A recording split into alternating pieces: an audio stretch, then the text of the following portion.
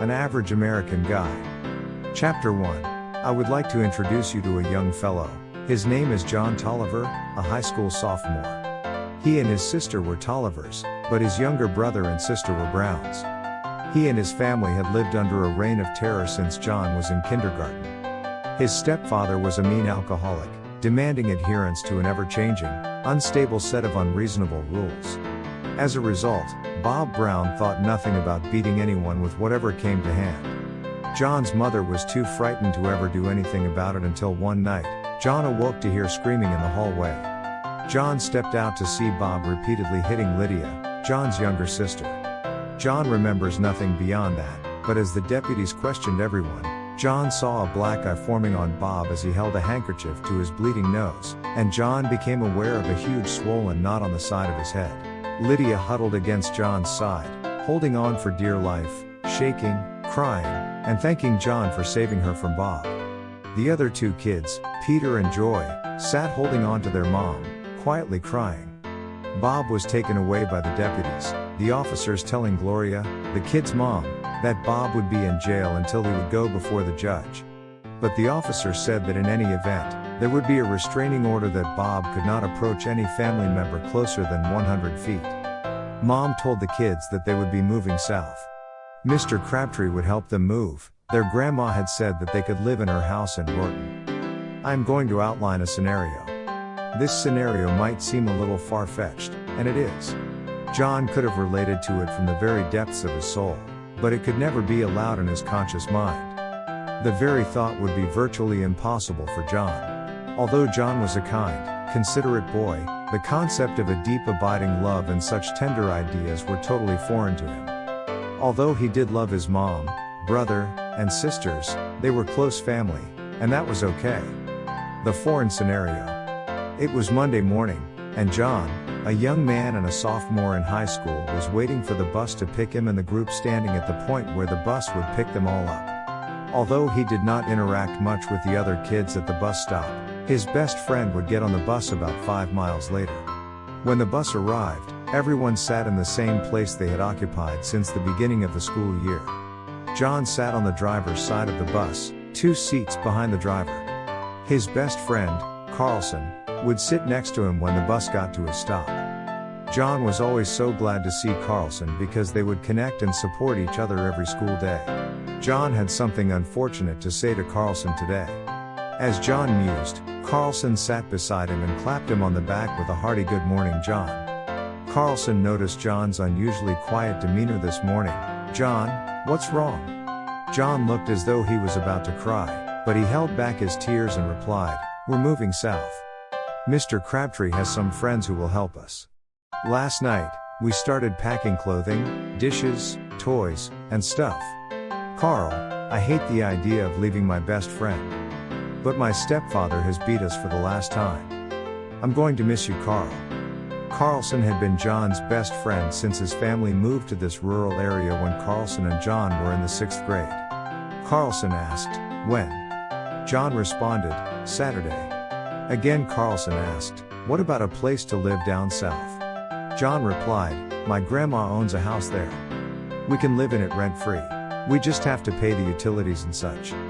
Carlson asked again, "What about a car?" John looked at Carlson, "I don't know." This time a tear did run down his cheek. Carlson reached over with a handkerchief and wiped it away. John smiled, "You know, you're the only guy that has ever seen me cry. I hope you will always be my twin brother." Carlson responded, "Yeah. Me too." John and Carlson met on the bus every day that week. They talked, laughed, and simply enjoyed each other's company. Then on Friday, on the way home, John broke down and cried like a baby, and Carlson wrapped his arms around John and held him close. Everyone on the bus knew what was happening and said nothing. A couple of girls had to wipe away a tear or two. So much for the foreign ideas. The concept of brotherly love was taught in the church the family had been attending. But to John, an example of a modern American boy, the idea of brotherly love was beyond his comprehension, even though the relationship between John and Carlson was precisely that, brotherly love. Now for real life.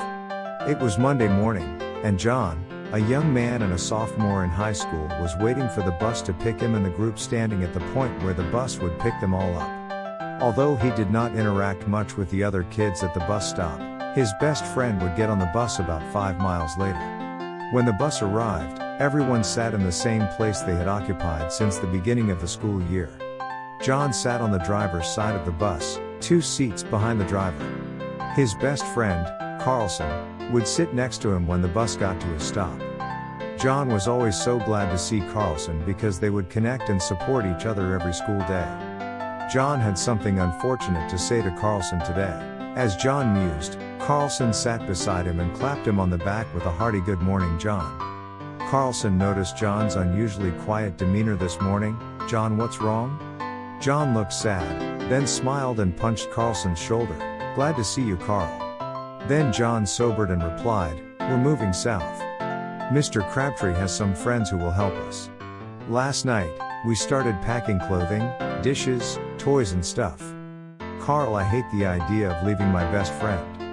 But my stepfather has beat us for the last time."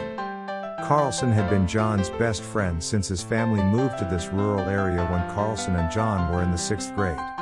Carlson asked, "When?" John responded, "Saturday."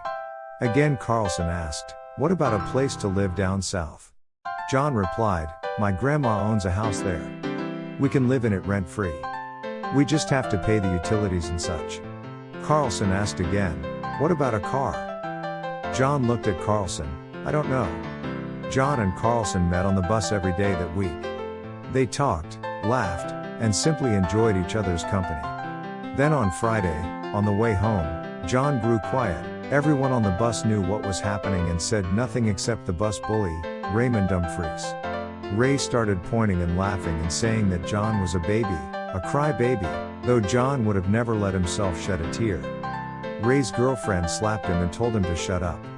Finally, Carlson got off the bus, and John rode home in silence. When it came time for John to get off the bus, Ray stood and punched John in the chest. John just stood there and looked at Ray. Then John said, "That's the last time you will ever be able to do that to me. So long, Ray." Ray's girlfriend reached out to John. "Good luck, John." They shook hands, and John got off the bus to begin tearing down the beds and large furniture. That was the last time John would ever see Carlson, and though unadmitted by John, he would feel the pain of that loss for many years. On Saturday morning, Mr. Crabtree and 3 of his employees arrived and began loading John's family's things into the U-Haul. At noon, John's mom had made sandwiches for everyone, and then they finished loading the truck and were ready to leave.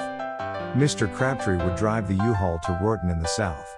John and his brother, Peter, would ride in the U-Haul and keep Mr. Crabtree awake. Mrs. Crabtree would drive their van with John's mom and 2 sisters, Lydia and Joy. Once in Rorton, everyone would help unload the U-Haul, and Mr. and Mrs. Crabtree would drive back home, leaving the Tolliver Brown family in their new home.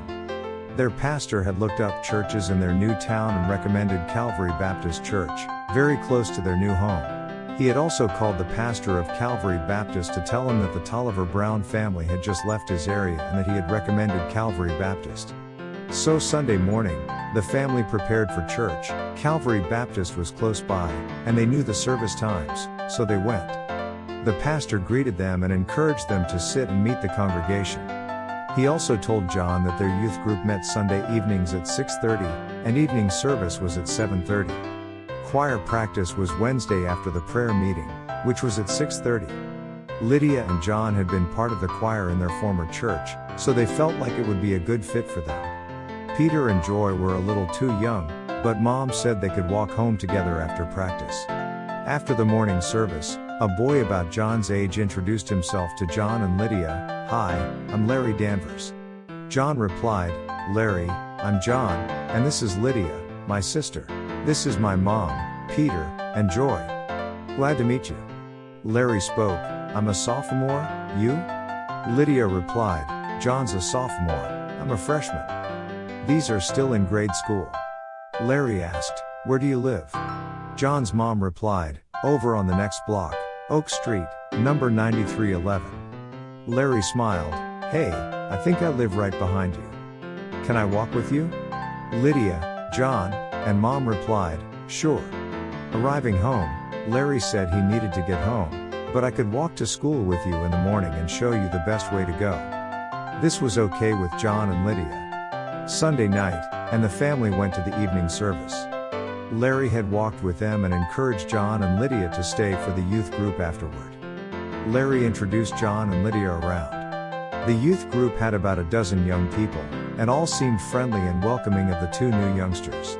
During the meeting, Larry sat next to Lydia, paying more attention to her than the youth pastor and his wife. John had been the last to take a seat and was forced to take the one empty chair next to a rather pretty girl who had been introduced to him as Margie Wade. After the meeting, John asked Margie what class she belonged to, and she replied that she was a sophomore. Margie said she lived several blocks away and had to wait for her dad to pick her and her sister up. They stood outside on the church lawn and chatted until a car stopped, and Margie said good night. She and her sister left. Larry and Lydia were chatting when John said, "Sis, Larry, let's get going." So they went home for the night. That night, John just lay in his bed and stared at the ceiling for a long while. He felt numb. Larry was okay, but he was more interested in Lydia than him, and that was okay. He missed Carlson terribly, but he pushed the pain in his chest away and centered his thoughts on some fantasy like Superman. While thinking about comic book superheroes, a thought of seeing Margie tomorrow triggered something in the young man's heart.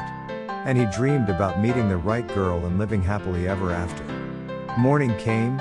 John, Lydia, and Larry arrived in time for the two to enroll and still make it to their first class. John's first class was geometry and his teacher was Mr. Johnson. Mr. Johnson announced that the class should turn in their weekend assignment. Mr. Johnson asked John how his former geometry teacher handled his assignments. John showed him his class notebook and Mr. Johnson nodded approving. Mr. Johnson gave the class their next assignment, but John had already done the assignment in his former school. The next class was biology, and in this school, the subject was to be human biology. Again, John had passed this in his former school. John's third class was English. The approach was very different in this class and John knew that he would have to work hard to catch up and pass. However, his teacher recognized the situation and asked if there were another student who would try to help John catch up in this class. Margie spoke up, "Mrs. Taylor, I'll be glad to help John. If that's okay with him." Mrs. Taylor turned to John, "What do you say, Mr. Tolliver?" John smiled, "Thank you, I would appreciate the help." He wanted to say, "Help from such a pretty girl." But he kept his mouth shut. The next period was American history, pretty much the same as his former school. Memorize dates, names and things. The next period was lunch, and Margie asked John to eat with her on the school lawn, since they both were brown baggers. That day, Margie wore one of those felt skirts, gray skirt with big pink poodles and lots of crinoline petticoats. John with his Levi's and white t-shirt, just the proper young couple for the era. Although, at this time, they were not a couple, just acquaintances. During lunch, she started going over the materials for the English class. John paid close attention, noting the perfume Margie was wearing. She started at the beginning. He had to memorize and recite several passages from The Merchant of Venice. Margie gave John the page numbers and the time frame for each passage. Then she said that she would listen to his recitation the next day at lunch, meaning that he would have to memorize the passages tonight. Fortunately, he was ahead in the other classes. The next class was art. Mostly self-expression using color and canvas or paper. John started a self-portrait in oil on Canval board. John's last class was PT. The football players were just keeping fit since football practice would not begin until March. John decided to work out lifting weights every other day and running the other days. The big advantage having PT in the 6th period, he could go home without showering. At the end of the school day, he, Larry, and Lydia walked home together. Lydia and Larry paid more attention to each other than to John, which was fine with him. John spent time trying to learn one of the passages Margie had assigned him for the next day. John worked several hours memorizing his first passage. All that glitters is not gold, often have you heard that told, many a man his life hath sold. But my outside to behold, gilded tombs do worms enfold. Had you been as wise as bold, young in limbs, in judgment old, your answer had not been enscrolled. Fare you well, your suit is cold. Cold, indeed, and labor lost. Then, farewell, heat, and welcome, frost. Portia, adieu. I have too grieved a heart to take a tedious leave, thus losers part. At bedtime, John had the passage swirling around in his head. Memorizing was not John's strong suit, but he tried, and tried, and tried. The next day at lunch, John recited the passage to Margie with a few halts and pauses, but he did what had been asked of him. Margie was complimentary and only corrected his pronunciation twice. John took note of Margie's long blonde hair all done up in a ponytail, and her makeup was very subtle, except for the cherry red lipstick. John thought she was beautiful. He complimented her, but in a subdued tone. He didn't really know how to deal with such a pretty girl. Another day at school, another lunch on the lawn with Margie, another passage from The Merchant of Venice, and John found himself wanting to see Margie, and to impress her.